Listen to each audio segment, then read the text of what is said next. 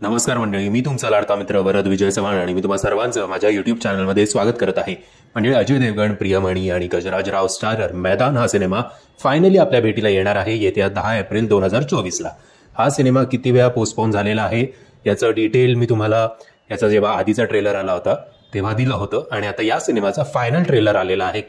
कारण बडी मियां छोटे मियां बरोबर क्लॅश करायचं म्हटल्यावर थोडं पॉइंटवर या लोकांनी या सिनेमाबद्दल आपल्याला क्युरिओसिटी निर्माण करण्याचा प्रयत्न या मेकर्सनी केलेला आहे आणि जो बऱ्यापैकी वर्क होतोय.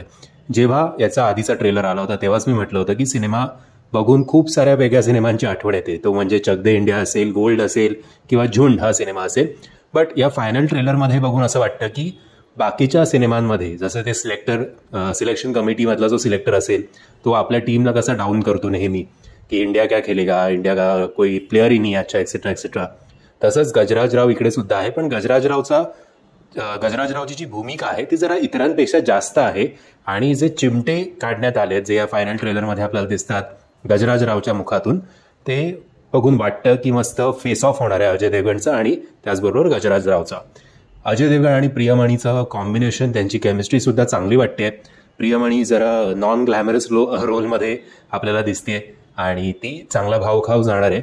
आता तिच्या भूमिकेचं स्क्रीन टाइम किती असेल याच्याबद्दल जरा शंका आहे. बट ओव्हरऑल या दोघांचे जे काही सीन असतील ते चांगले वर्क होतील.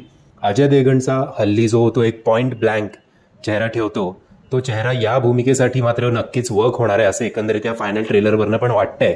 शैतानमध्ये पण ते वर्क झालं होतं का, कारण हा इतका स्ट्रेट फेस होता. तेवढंच आर माधवनचं जी भूमिका होती ती अंगावर येत होती. आता या सिनेमामध्ये अजय देवगण जो आहे तो खाऊन टाकणार आहे असं एकंदरीत हा ट्रेलर बघून वाटतंय.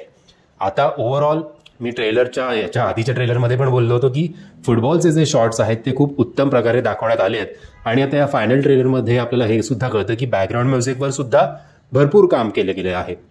सो डिले का झालाय, बरं डिले झाल्यानंतर त्याच्यावर व्यवस्थित मेहनत घेऊन हा सिनेमा अक्षय कुमार आणि टायगर श्रॉफ बरोबर क्लॅश करण्यासाठी सज्ज आहे. म्हणजे जर तुम्ही फायनल ट्रेलर बघितला नसेल तर त्याची लिंक मी तुम्हाला खाली डिस्क्रिप्शन बॉक्समध्ये देतोय. या दोन सिनेमांपैकी तुम्ही नक्की कुठला सिनेमा बघण्यासाठी उत्सुक आहात किंवा दोन्ही सिनेमांना तुम्ही आत्ता लेट गो करणार आणि मग OTTवर आल्यावर बघणार, तुमचं मत काय आहे हे कमेंटच्या माध्यमातून कळवा. आणि जर तुम्हाला हा व्हिडिओ आवडला असेल तर प्लीज या व्हिडिओला लाईक, शेअर आणि चॅनलला सबस्क्राईब करायला विसरू नका. जय हिंद, जय महाराष्ट्र.